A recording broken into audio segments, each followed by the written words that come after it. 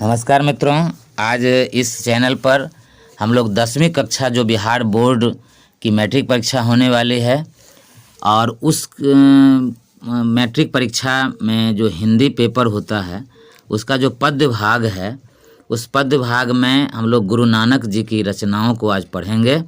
सबसे पहले हम लोग गुरु नानक जी के बारे में जान लेंगे, कवि परिचय। और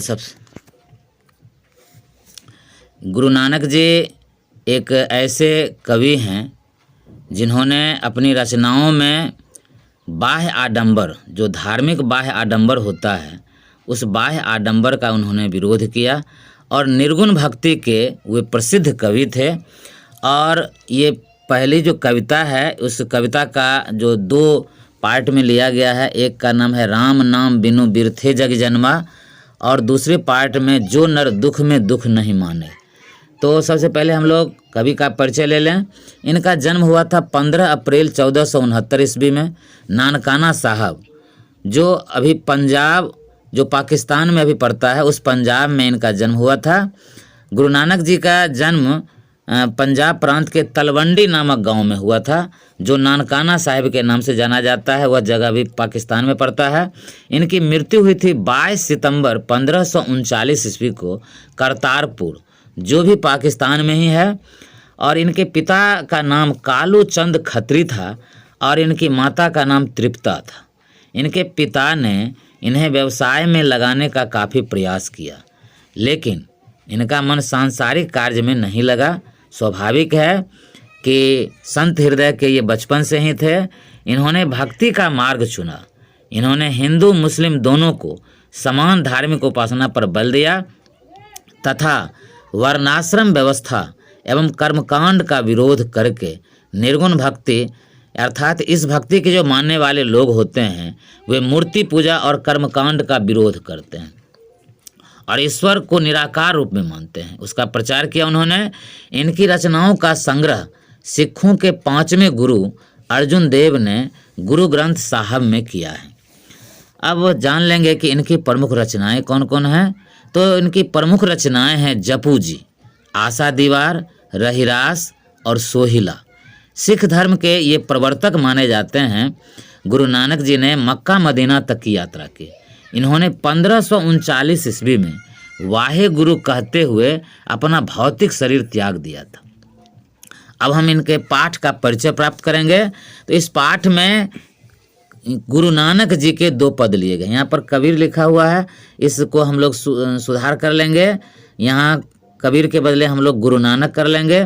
तो गुरु नानक जी के 2 पद यहाँ पर लिए गए हैं। पहले पद में सच्चे हृदय से राम नाम अर्थात ईश्वर का जप करने की सलाह दी गई है तथा राम नाम अर्थात ईश्वर के नाम की जप करने की सलाह दी गई है। धर्म के नाम पर अभी देख रहे हैं कि बाहरी दिखावा हो रहा है, पूजा पाठ, कर्मकांड, तो इस सब की इन्होंने काफ़ी आलोचना की, बुराई की और लोगों को जगाया कि सच्चा धर्म क्या होता है। दूसरे पद में सुख दुख में हमेशा एक समान रहने की सलाह दी गई। अर्थात इनका कहना था कि सुख और दुख नदी के 2 किनारे हैं। जैसे दिन और रात होते हैं, उसी तरह से सुख और दुख होते हैं। व्यक्ति को एक समान भाव से इन्हें स्वीकार करना चाहिए। प्रथम पद की जो पंक्तियां हैं उसको हम सबसे पहले पढ़ेंगे। राम नाम बिनु बिरथे जगी जन्मा, बिखू खावे बिखू बोले, बिनु नावे निहफलु मटि भ्रमना, पुस्तक पाठ व्याकरण बखान, संध्या कर्म निकाल करे, बिनु गुरु शब्द मुकति कहा प्राणे, राम नाम बिनु अरोझी मरे। अर्थात राम नाम के बगैर संसार में जन्म लेना व्यर्थ है, कवि का ऐसा मानना है। उनका कहना है कि जो व्यक्ति राम का नाम नहीं लेते हैं सच्चे मन से, शुद्ध अंतःकरण से, निश्चल भाव से, जो इष्ट देव अपने आराध्य देव की पूजा नहीं करते हैं अपने मन मंदिर में, तो उनका इस संसार में आना और मानव शरीर पाना दोनों बेकार चला जाता है। उनका कहना था कि जो बाहरी मंदिर हैं उससे ज़्यादा हमें अपने अंतःकरण के मंदिर को पवित्र रखना चाहिए। बिना कुछ बोले, अर्थात ऐसे लोग जो भी कुछ खाते हैं वो विष हो जाता है। जो राम नाम का जपन नहीं करते हैं तो उनके बारे में कवि का कहना है कि बिखू खावे, अर्थात उनका भोजन ही विष हो जाता है। और बिनु नाव दंड कमंडल शिखा सुत धोती, तीरथ गवनु अति भ्रमनु करे, राम नाम बिनु शांति न आवे, जपि हरि हरि नाम सुपारी परै। जटा मुकुट तन भसम लगाई, वसन छोरी तन नगन भया, जेते जिय जंत जल थल महियल, जत्र तत्र तू सरब जिया। गुरु प्रसाद राखले जन को हरिरस, नानक झोली पिया। अर्थात नानक जी आगे कहते हैं कि कमंडल, दंड, शिखा, जनेऊ तथा गेरुआ वस्त्र धारण करके तीर्थ यात्रा पर जाने वाले लोग जो राम नाम का जपन नहीं करते हैं, ईश्वर के जपन के बगैर उनके जीवन में शांति नहीं प्राप्त होती है। भगवान का नाम ले लेकर पैर तो पुजाते हैं, लेकिन वे अपने को संत कहलाने के लिए जटा को मुकुट बनाकर, शरीर में राख लगाकर, वस्त्रों को त्याग कर नग्न तो हो जाते हैं, लेकिन संसार में वे सफल नहीं हो पाते हैं, अर्थात उन्हें कोई लाभ नहीं प्राप्त होता है। संसार में जितने जीव जंतु हैं उन जीवों में जन्म लेते रहते हैं, अर्थात वे माया मोह के जंजाल में जकड़े रहते हैं, वे जन्म के चक्कर से छूट नहीं पाते हैं। इसलिए कवि कहते हैं कि भगवान की कृपा को ध्यान में रखकर, भगवान की जो दया है उसको ध्यान में रखकर नानक जी कहते हैं कि मैंने तो हरिरस नामक झोल, अर्थात हरिरस का जो रस है संसार का सबसे अमूल्य रस है, अर्थात भगवान की भक्ति का रस मैंने पान कर लिया, और ताकि माया रूपी संसार से मुझे मुक्ति मिल जाए। तो कवि का कहना है कि ऐसे लोग शुद्ध अंतःकरण से अगर ईश्वर को स्थापित अपने में कर लेते हैं तो जन्म का जो चक्र है उस चक्र से अपने आप को मुक्त कर लेते हैं। अब आगे की जो पंक्तियां हैं उनको हम लोग देखेंगे। सुख स्नेह अरु भय नहीं जाके, कंचन माटी जाने, नहीं निंदा नहीं अस्तुति जाके, लोभ मोह अभिमाना, हरस शोक ते रहे नियारो, नहीं मान अपमाना, आशा मनसा सकल त्याग कै, जगतै रहे निराशा। अर्थात ऐसे लोग जो दुख को दुख नहीं मानते हैं, दुख और सुख दोनों जो है नदी के दो किनारे हैं, दिन है तो रात भी है, तो सुख का भी और दुख का भी, जिन्हें कोई भय नहीं है और जो दोनों के प्रति तटस्थता का भाव रखते हैं, दोनों में एक समान भाव रखते हैं, जिसे सुख सुविधा के प्रति कोई मोह नहीं है, और जो दूसरे की संपत्ति को मिट्टी का ढेला के समान मानते हैं। नहीं निंदा नहीं स्तुति, कवि का कहना है कि न वो किसी की निंदा करते हैं, न किसी की स्तुति करते, किसी की बड़ाई करते हैं, न लोभ मोह अभिमाना, न ही किसी व्यक्ति किसी वस्तु के प्रति लोभ है, न मोह है, और न ही उसके रहने से अभिमान ही है। हरख शोक तय रहे नियारो, जो हर्ष और शोक दोनों की स्थिति से न्यारे रहते हैं, अलग रहते हैं। हर्ष भी बहुत हुआ तब भी कोई बात नहीं है, शोक भी है तो कोई बात नहीं है, और जिन्हें मान और अपमान, जिन्हें कोई सम्मान की भी चिंता नहीं है, अपमान की भी चिंता नहीं है, और आशा मनसा सकल त्याग के, अर्थात दो अभिलाषाओं को त्याग करके अपने मन से न किसी चीज़ की आशा है न किसी चीज़ का अभिलाषा है, और जगते रहे निराशा, संसार से बिल्कुल सांसारिक चमक दमक से जो दूर रहते हैं, ऐसे ही लोग जो है ईश्वर को बहुत ज़्यादा, मतलब उन ईश्वर का स्नेह उनके ऊपर बहुत अधिक रहता है।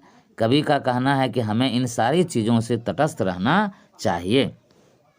अब आगे कहते हैं कवि, काम क्रोध जहि परसे नाहिन, तेहि घट ब्रह्म निवासा, गुरु कृपा जहि नरपय किन्हे, तिन यह जुगति पिछाने, नानक लीन भयो गोविंद सो, ज्यों पानी संग पानी। जिसने काम क्रोध को वश में कर लिया, काम का मतलब कामनाएं, अभिलाषाएं, इच्छाएं, क्रोध का मतलब गुस्सा, जही परसे न है, जिनके नज़दीक पहुंच नहीं पाता है, तेही घट ब्रह्म निवासा, अर्थात उन्हीं की अंतरात्मा में ईश्वर का निवास होता है, उन्हीं की अंतरात्मा में ब्रह्म का निवास होता है।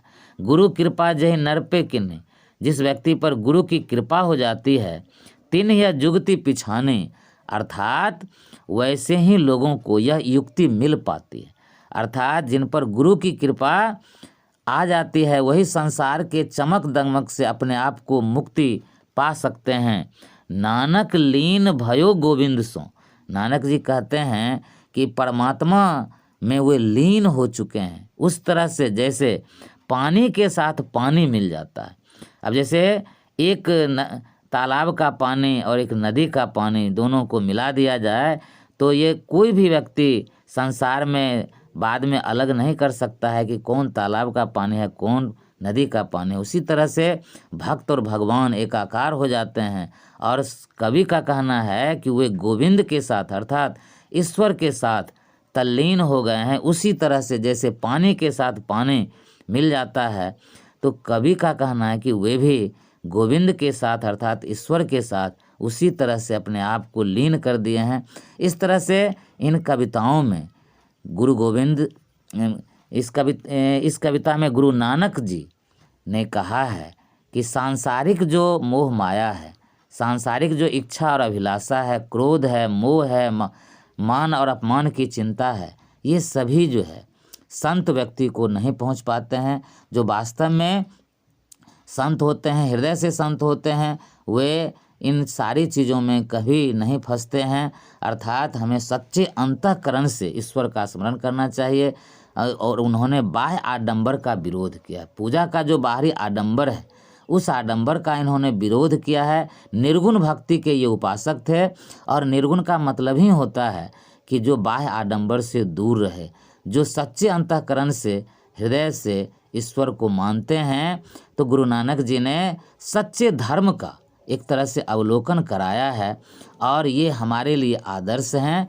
हमें इसी तरह से एक ऐसे व्यक्ति के रूप में हमें स्थापित होना चाहिए। हमारा अंतःकरण साफ हो, शुद्ध हो, हमें किसी के प्रति क्रोध नहीं हो, मान अपमान की चिंता नहीं हो, सुख और दुख नहीं हो और निश्चल भाव से हम संसार में रहें, किसी को धोखा नहीं दें, किसी के साथ हम अपना ऐसा व्यवहार न करें जो हमें खुद पसंद नहीं है। तो अभी के दौर में यह कविता काफ़ी प्रासंगिक है और अभी ही नहीं, जो अच्छे कवि होते हैं वो सार्वकालिक होते हैं, उनकी कविता सभी कालों में पूजनीय होते हैं। तो गुरु नानक जी की कविता सभी कालों में पूजनीय है। आज इस वीडियो में बस इतना ही।